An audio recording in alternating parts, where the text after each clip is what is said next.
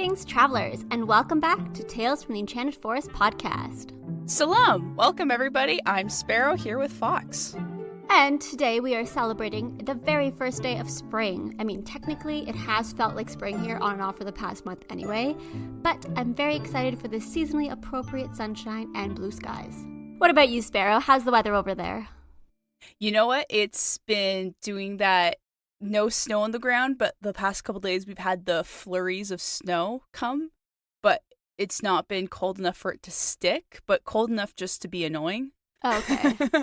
But it's fine. I'm fine with it. We've had a fair amount of sun despite all of the cold weather and the flurry of snow, so I have just enjoyed kind of seeing the sun peek out here. But I'm very much looking forward to spring. I think it's time. It's time for spring to be here. I feel like it's been spring, and I mean, I am kind of jealous that you have snow because I would like some snow.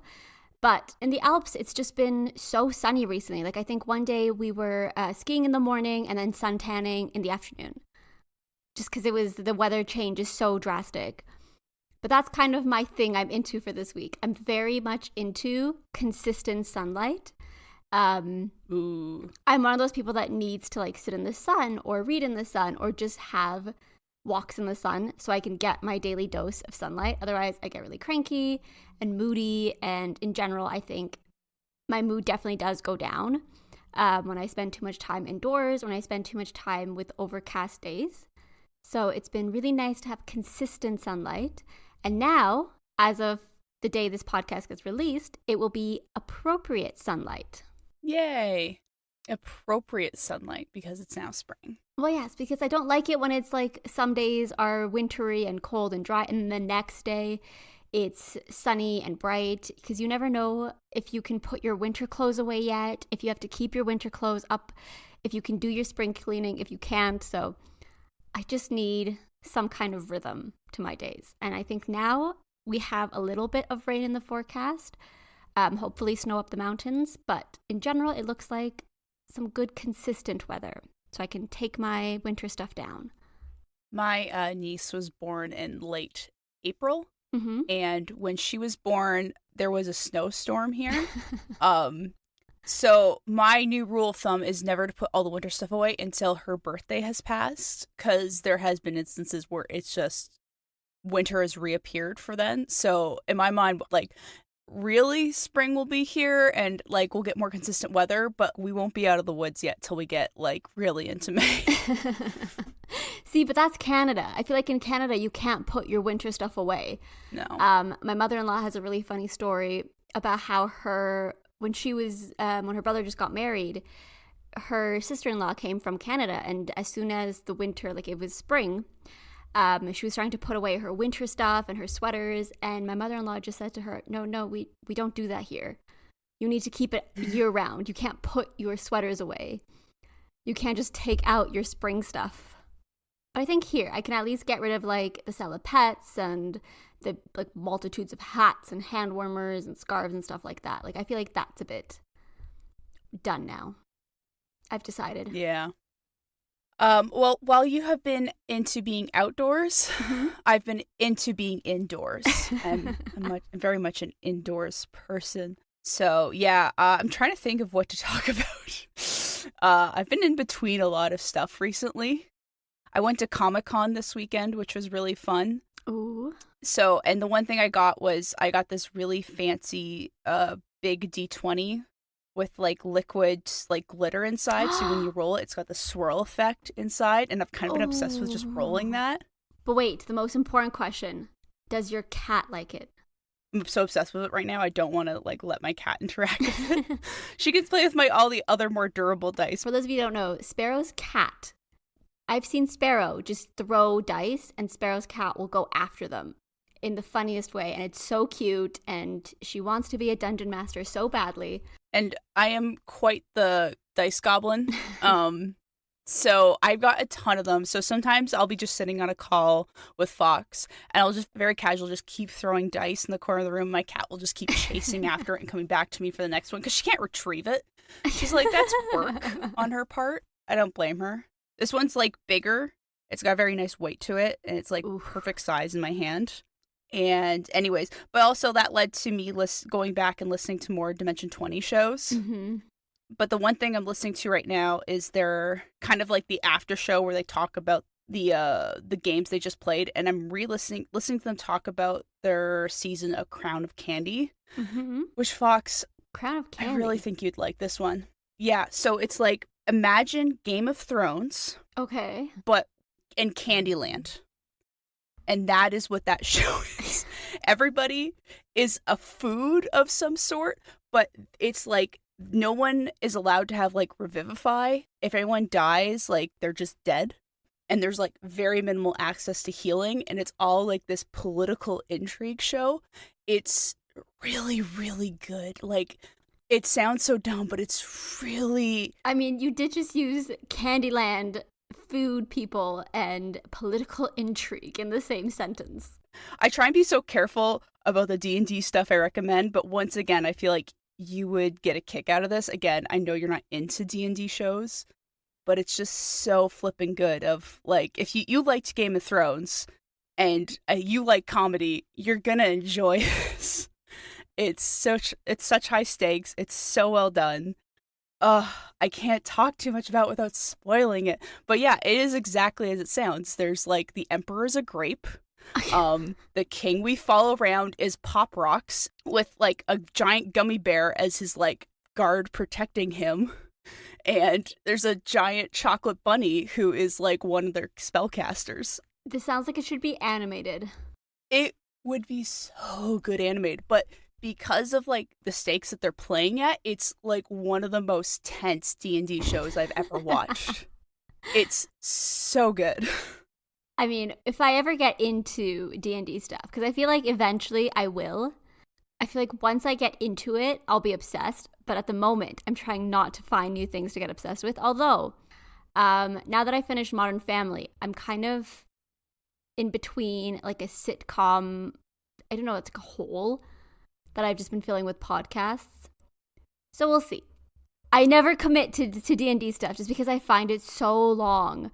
And I prefer playing D&D and playing Baldur's Gate to listening to people play games. Yeah. But with the right personalities, I think, because there were some of the Critical Role stuff that I did listen to when my husband was listening. It's all fair. I really think you would enjoy this shenanigans. Again, it's got all the high, big political chess piece moves happening in it. And there's like real stakes of like death is such a real thing. Because in D&D, it's so easy to be like, okay, revivify, raise dead, whatever. Or on Baldur's Gate to be like save and then reload. Yeah, but then these characters are talking to a piece of broccoli who's very seriously telling them what's going on in the world. It's just wonderful. Well, Sparrow, if you like shenanigans, I have the story for you. So countries around the world are celebrating spring with all different kinds of festivals, but today is also the Persian New Year, which we call Nowruz. And to honor all those celebrating, we have chosen a Persian tale today called Fatima and the Crow. This tale is from the folktales of ancient Persia, as retold by Farrokh Hikmat, who recalls the stories from his childhood in Shiraz, Iran. And his stories came from his parents, his relatives, his tutors, servants, nurses, and even professional storytellers, all gathering together in the evening when there was nothing to do but sit on the carpets next to rosebuds and share thrilling tales. And then when he grew up and he had his own daughter, he realized that the stories that she was learning were very different from the ones that he had heard growing up. And so he wanted to kind of preserve his folk tales. So I went through his book, and there are some really good stories in there, but the one I chose was something that just had a very lighthearted feel to it. It had a moral message, but that wasn't the main thing, and it just felt very whimsical to me. So what I'm hearing is we're not getting a Game of Thrones style story right now. Maybe, I wouldn't say we're not getting a Game of Thrones style story. Towards the end, it does feel a little bit Game of Thronesy. But the beginning starts off more like Studio Ghibli Witch, and then the end is more Game of Thrones. Game of Thrones. But do we get to talk to a carrot at any point? We do get to talk to something. Well, there's the crow. We get to talk to the crow. Sounds good. I'm very excited to hear this story and where it will take us, because it sounds like it's going through a lot of different genres. But speaking of jumping between genres, I think it's time we dive into this tale. So, gather round, travelers, as we tell the tale of Fatima and the Crow. Yakibud, Yakinabud. There was one, there was no one. In Persia, there was a little old woman named Fatima. She was smaller than a dwarf, but her generosity made her heart as large as any angel's. Whenever anyone needed anything, they knew they could visit Fatima in her house, which was no bigger than a sieve, where she would sit under a fig tree the size of a broomstick beside a pool no larger than the bottom of a cup. Whenever she finished housework, the old woman would be content just to sit on her small mattress, smoke her pipe, and smell her rosebuds. The story of Fatima takes place one winter evening after she had just snuggled into bed to escape the chill of a violent storm that had raged outside. When it was at its very worst, there came a sudden knocking at her gate, and Fatima went to go see who it was. As she struggled to straighten her veil, she spotted a drenched crow at her door. The miserable-looking creature asked for shelter and promised to be gone by the first prayer call of dawn. Of course, Fatima let the crow in, and he happily perched on the fig tree until the rain clouds crept away to reveal a brilliant dawn sky. When Fatima awoke, she found the crow merrily eating a fig. In return for her hospitality, the crow gave the old woman a glossy black feather and told her to throw it into the air and follow it if she ever needed to find him. Time passed, as it always does, and Fatima grew busy caring for her town. One day, stooped and tired, she wondered what else she could do to help them. That was when she remembered the feather and went to go find it. Okay, question. First of all, if a crow came to your door, would you let it in and, help it out? Or would you be like, it's a crow, symbolizes death and all that, please leave? I think I would. If it was a magical talking crow, I probably would. Most magical creatures, I think I would let them in. But this is really just a symbol of Fatima's generosity. She is willing to help even the most insignificant creature to some people, which is, a crow. Mm-hmm. Or even rats and stuff, because those things don't matter to most people. But she's willing to get out of bed and go help them, regardless of if it's an inconvenience to her, if it's, uncomfortable, if it's weird. That's just the kind of person she is. Aw. But I was also thinking, if I were her and I got that crow feather, there's absolutely no chance I would ever use it. My gamer mentality of hoarding the special items would kick in, and I'd be like, yeah, I could be dying, but I would hold it going, what if I need this later? I'm not using it. On my deathbed, holding the one thing that could save me. I don't want to use it because then it's gone. It's a consumable item. Because then it's just gone for the world. But what if? Just let's talk about this. I do that on Baldur's Gate. I do that with my arrows. Right? I don't use them, the magic arrows, even though they're so common and I have hundreds of them. I refuse to use them sometimes because I'm well, I shouldn't use this potion because what if I need it for a different time? Or I shouldn't use this because what if I need it later? Right? But it's a good thing that Fatima isn't like us, because she did indeed go to find her feather. And as soon as she opened the box where it was kept, the feather flew up and sprang out the door, with Fatima running after it. They traveled past fields of red tulips and large white ox daisies. They traveled past nightingales and sparrows that marveled in fear of the strange sight. They traveled past a rat in a cemetery that laughed and laughed as he shouted after her, "Oh, you do look funny, you little old woman," running after that feather. Fatima was deeply offended by the red-eyed bee's laughter, so she bristled and called back to him to mind his own business. Next, they came to a ruined palace where a young dervish looked at the sight of her in bemusement and called out, "How boring! There goes a little old lady chasing a feather." Once again, Fatima bristled in indignance and called out to the boy that it was rude to poke his nose where it did not belong. She knew what she was about, and the scorn of others would not stop her. I would just keep going. Yeah, she was. I like this image of her running after this feather and things calling out to her, and she doesn't care. She just looks over her shoulder as she's running and yells at them. But again, she's tiny, she's old, so that's also very fun. It's joke's on them. I'm following a magic feather, dude. I'd be afraid of losing sight of it and just be like, yeah, cool, whatever, I don't care. How many magic crows have you come across today, my dude? After they had traveled far and wide, they came at last to the top of a mountain to a cave guarded by the largest Div Fatima had ever seen. He had skin like a rhinoceros, teeth like plowshares, and 2 pointed horns sticking out from his head. For the first time since embarking on her journey, Fatima felt real fear. A Div could roast a man over a fire for a snack, and he could cause earthquakes with his laughter. The little old woman knelt to the ground and called out a simple greeting. "Salam," she said. "Peace be with you." The Div growled in response, but he seemed pacified by her polite greeting, and so he asked what she was doing and why she was trembling so much. Her voice shook to the core, but the little woman just bravely responded that she had traveled a long way and was just cold. To her surprise, the Div gently invited her into the fire, and there, perched in the cave, was the crow. He was pleased to see her and asked what the matter was. When she responded that she had simply come to find a way to help more people, the crow affectionately named her the little grandmother, useful to all. With that, he gifted her a hen that lays golden eggs every morning. It would do so for as long as she lived, and she could do whatever she wanted with the eggs. Okay, so the crow is magical, it has intellect, and it was able to give her the hen. Mm-hmm. Why then is this hen also magical, but it doesn't seem to have the intellect or own self-freedom to do what it wants? Why is this bird being treated differently from the other bird? That just seems so unfair. It might be a magical world where some things are more magical than others, because it doesn't seem like the hen can talk. It's kind of like Goofy and Pluto. The rules of magic seem a bit weird, because the nightingales and the sparrows don't say anything, but obviously we can tell from the story they felt afraid. The rat could speak, the crow could speak, but again, the hen can't. And so it might be one of those weird things where some animals are magical and some aren't. Yeah, well, I guess I'm a talking sparrow, so. Yeah, you know all about birds talking. Yeah, they're always tweeting, although they're not tweeting as much these days. They're Xing? I don't know what the term is now. Do we still call it tweeting? I think you send an X or something.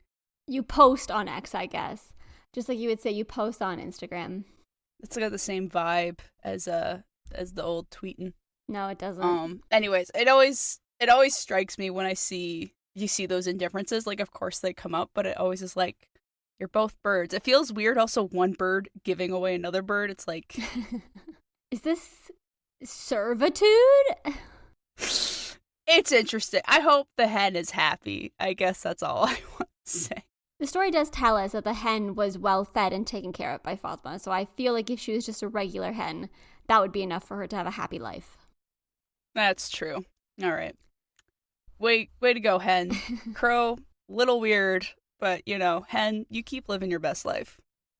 So Fatima was delighted with this gift, even though it wasn't a talking hen, and after bidding the Div and the crow goodbye, she followed the feather all the way back home. When she returned, she tucked her lucky feather away and made a nest for her hen. The happy hen laid golden eggs the next day, and every day hereafter. But our story does not end here. You see, when a person comes about a great thing and uses it for a great cause, others will often marvel at their treasure. Some thought it was a miracle, and others thought it was just a freak of nature.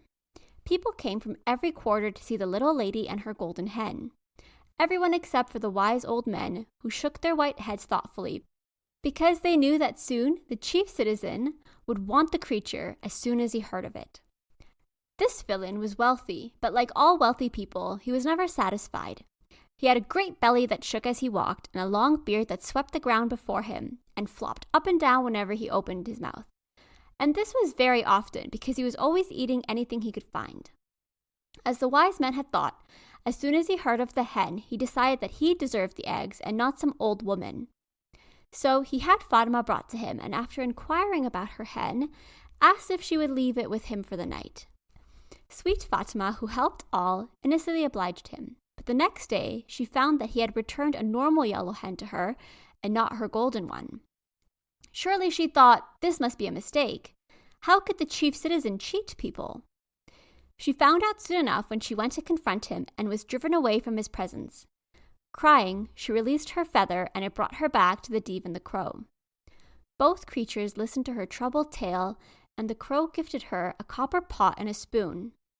He said that this would create whatever she wanted when she put it over a fire and made a wish. This is why she used the item.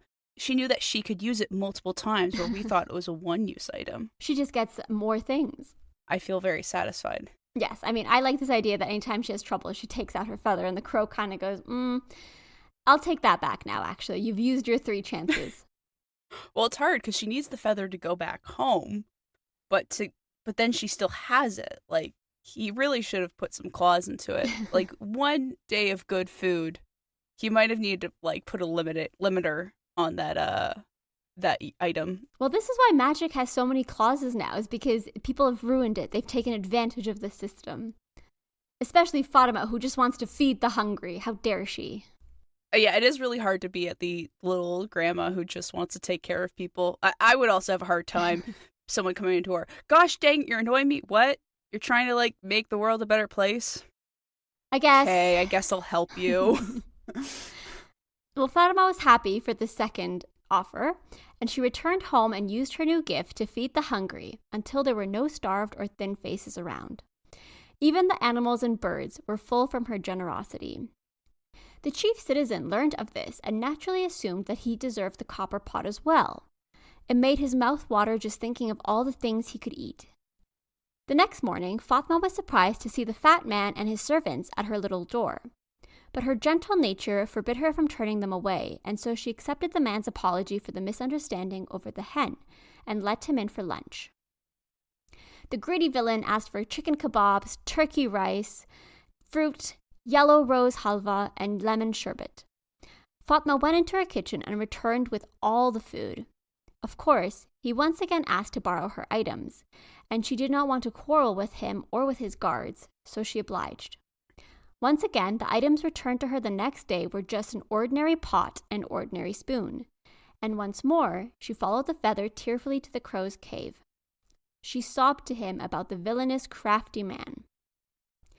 The crow comforted her by saying that there were those people who only do good if they are forced to, and so he gave her a hollow golden pumpkin and told her that it would teach the chief citizen a lesson, as well as get her pot and hen back. This time, Fatima was done with being taken advantage of. She marched herself straight to the fat man's mansion and shouted at his gate that he had better let her in.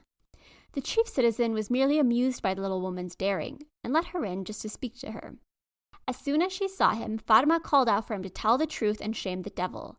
He had better return her items and take her advice, or he would learn to regret it. Naturally, this just made the chief citizen angry, and he advised her to leave before she regretted it. Fatima was undeterred and told him that she had lived to help others her whole life, and he should do the same. At this, the chief citizen laughed so hard that even those outside the mansion could hear the rumble. But what really set Fatima off was when the greedy, bulbous man snorted that everything belonged to the strong and not the weak. That is not only wrong, but insulting, Fatima said. I may be small, but I remember the words of the poet. Since men all come from the same source, they are one body, separate parts. Hard fortune strikes no limb alone, for all will sense his loss of peace. The one who does not feel the misery another feels cannot be called a man.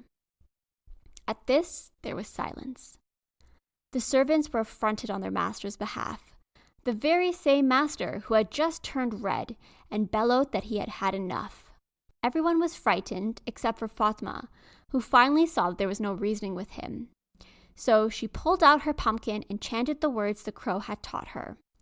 Out, out, 100 mace bearers, and defeat the oppressors. The mansion was suddenly full of mace bearers that chased the chief citizen onto the streets. The people were thrilled to see their hated chief being run around like a scared child, his belly swinging in front of him and his feet tripping over his beard. Finally, he came crawling back to her, groveling, trembling, and begging for her to call off the warriors. Fatima thought about it for a second, and then happily obliged, because she did have a gentle nature after all, and soon he had returned to her what belonged to her, and she went to work setting the town right. Soon, everyone was full, busy, and happy. As for Fatima, she was content to sit on her rug under her fig tree by the small pool in her small house and smoke her wooden pipe while smelling her roses. "This is good enough for me," she said. And that is the story of Fatima and the Crow. The obvious lesson to take away here is be careful of that one friend who's super nice, because when they snap hard.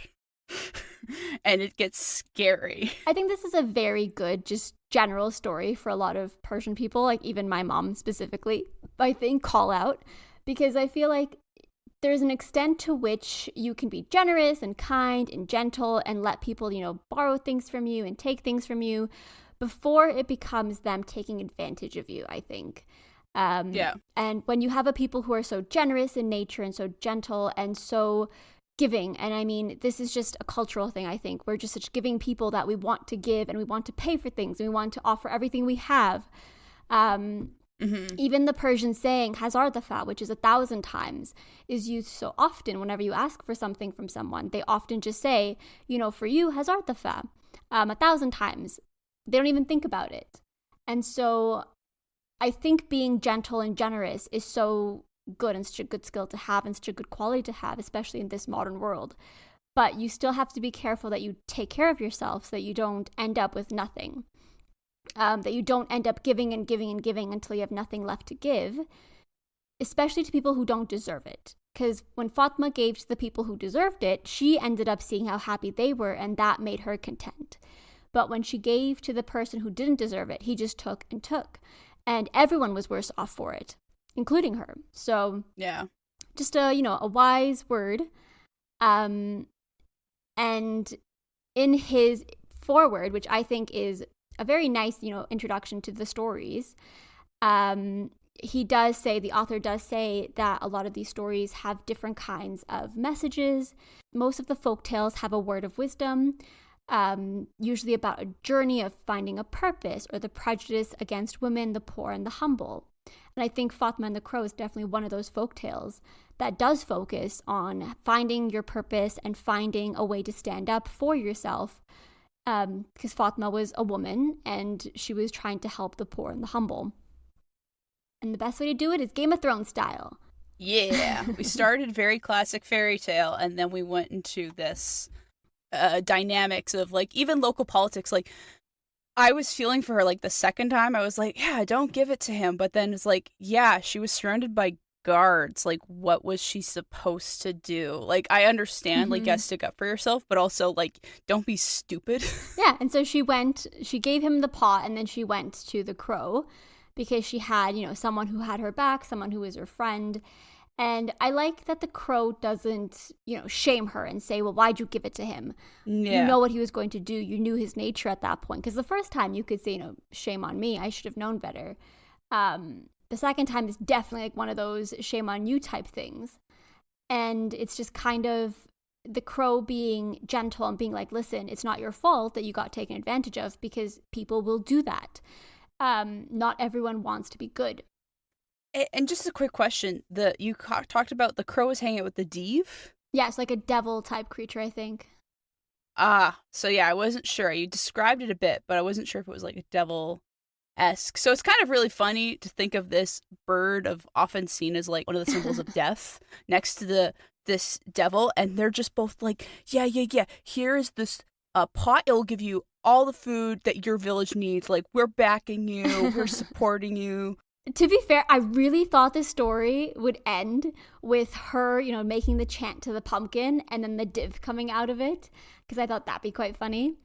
But yes, the div type creature, you see it a lot in Persian stories. I think in the episodes we did on the Shahnameh, where we were talking about Rostam and kind of his adventures, his kind of like, task that he was doing, we do see the div there, and I think it's spelled D-I-V in the Shahnameh, and here it was spelled D-E-E-V, so it's a bit, I think it's the same thing. I'm not sure if I'm completely misreading that, but to me, I just read it as it was one of those demon creatures. I'm sure if you talk to them, they would have like, well, that's like that area of the world. They have their own unique things, but we're slightly different. We have more sins we want to get after people for. I don't know. I'm just making stuff up. But yeah, it's always interesting to see variations on similar creatures, but sometimes it's just really confusing. Like last week we had the puka, and like when I was trying to look that up, that had like 7 or something different ways to spell it. And I was like, okay. And then they were all different too, because they were like goblins, and some of them were fairies, and some of them were just spirits. And you're like, well, which one is my puka? Right. It's the same thing here. I mean, I do like that in this story where we actually have a kind of like demon creature, he's the polite one, and he goes, you greeted me quite politely, so I'm going to be nice to you and bring you inside and give you some warmth.